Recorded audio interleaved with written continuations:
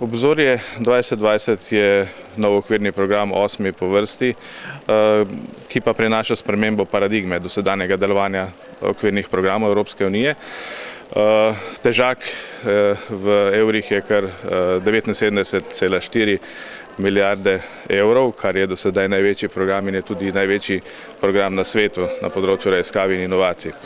Kaj prinaša novega v primerjavi z prejšnjimi programi? Predvsem je večji poudarek na malih in srednje velikih podjetjih. Večji poudarek je tudi dan družbenim izzivom, se pravi globalnim družbenim izzivom, na katere bo poskušal učinkovito odgovoriti.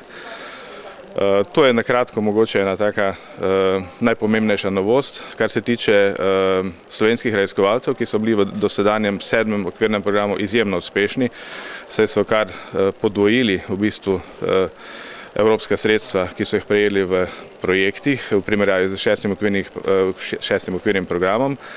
Moram reči, da je to seveda hkrati velik izziv, priložnost, bo pa tudi seveda zelo zahteven program, morda bo še bolj konkurenčen kot 7. okvirni program, kar pomeni, da bo odličnost še toliko bolj v ospredju. In seveda bo zelo pomembno, najpomembneje, v kakšne konzorcije se bodo slovenski raziskovalci vključevali, kako uspešni bodo ti, tako da partnerstva so tista, ki bodo največ štele.